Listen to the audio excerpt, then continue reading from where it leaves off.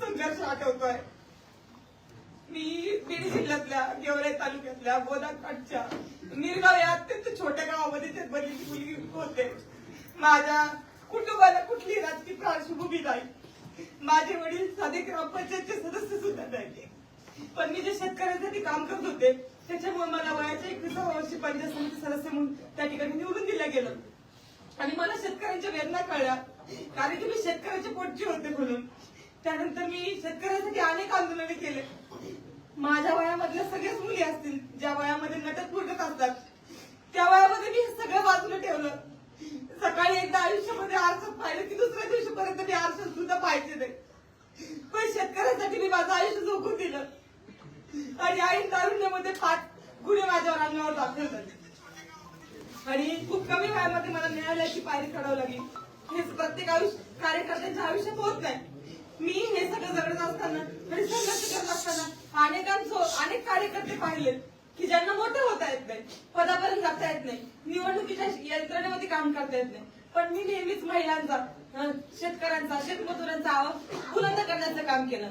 माझ्या खूप कमी वयामध्ये मी पोलिसांच्या लाटाकाटा खाल्ल्या. अक्षरशः मी ज्यावेळेस माझ्यावर गुन्हे दाखल व्हायचे त्यावेळेस मी पोलीस स्टेशनला 5-5 तास 2-2 दिवस मी संडास बाथरूमच्या बाहेर झोपलेली आहे. आणि अनेक वेळा न्यायालयामध्ये ज्यावेळेस आपण शेतकरी गुन्ह्यावर काम करतो तर त्यावेळेस ते वकिलाचे पैसे भरण्यासाठी, न्यायालयाचे पैसे भरण्यासाठी सुद्धा माझ्या खिशामध्ये पैसे नसायचे. पण अशा परिस्थितीमध्ये त्यांचा आवाज बुलंद केला. माझ्या गेवराई तालुक्यातल्या कार्यकर्त्यांनी कधी माझ्याकडून वड्यापावची सुद्धा अपेक्षा केली नाही. मी 3 लग्नाची मुलगी होते. राजकारण घालणे असं म्हणतात, पण माझ्या बापाने एवढं मोठं दगड काढीत करून एवढं राजकारणामध्ये मला घातलं. पण मी सुद्धा तशी वागले आणि संघर्ष करत राहते. पुढे छत्रपती संभाजीराजेंच्या आशीर्वादानं मराठा क्रांती मोर्चामध्ये आम्ही काम करत असताना संभाजीराजेंनी आम्हाला एकत्रित आणलं आणि त्या ठिकाणी आमचं लग्न झालं. लग्नानंतर सुद्धा एकही दिवस नवीन नवरी म्हणून मी राहिले नाही. मी दुसऱ्या दिवशी प्रभागाच्या बाहेर पडले आणि लोकांसाठी काम करायला लागले. पण हे सगळं करत असताना माझ्याकडून चुका होतात. माझ्या आयुष्यामध्ये माझं पूर्ण आयुष्य शेतकरी विरुद्ध कारखानदार यांच्या संघर्षामध्ये गेलेलं आहे. आणि आज जिथं मी खेड्यातली मुलगी शहरात आल्यानंतर 360 डिग्री मध्ये माझं आयुष्य पूर्ण चेंज झालेलं आहे. माझा लढा फक्त शेतकऱ्यांसाठी होता, पण या पुणे शहरामध्ये आणि शहरामध्ये शेतकरीच नाहीत. ते ही मुवमेंट लक्ष घेण्यामध्ये माझ्याकडून काही चुका घडल्या असतील. लग्नानंतर आम्ही 20-23 दिवसानंतर काश्मीरला गेलेलो होतो. तिथं हल्ला झाला. अनेक आमच्यासारखे कपल त्या ठिकाणी रूम मध्ये बसले असतील, पण आम्हाला ते व्यक्त झाले. आमच्या रंगात रक्त चळवळ होती, संघर्ष होता. आम्ही घरातून बाहेर पडलो. महाराष्ट्रातल्या लोकांना प्रयत्न केले, त्यांना बाहेर काढलं, अनेकांना धीर दिला. आम्ही लाल चौकनी मला सांगितलं त्यावेळेस देशभरामध्ये काहीच वातावरण नव्हतं या विषयाच्या संदर्भामध्ये.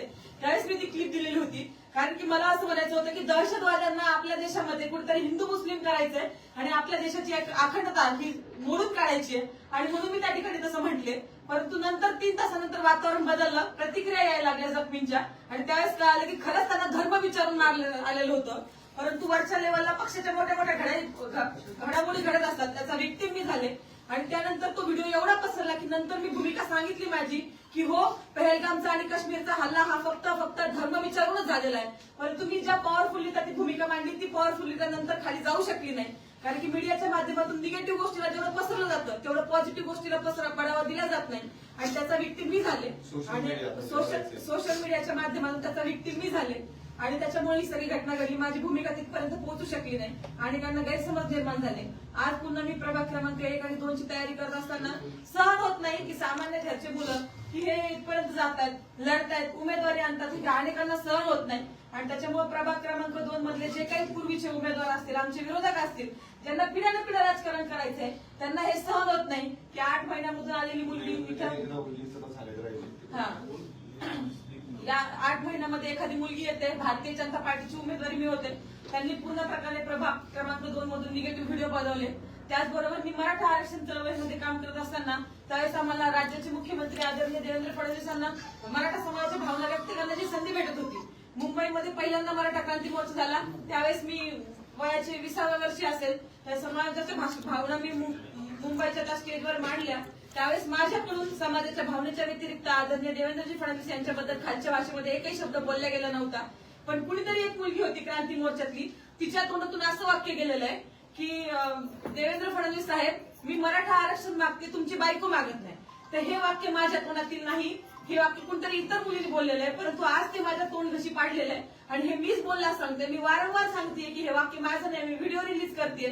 परंतु ही जी प्रभागातली टीम आहे विरोधकांची क्लोज करणारी, ही मोठ्या प्रमाणामध्ये फैलावत चाललेली, याचा विक्टीम, याचा बळी मी आज ठरलेले आहे.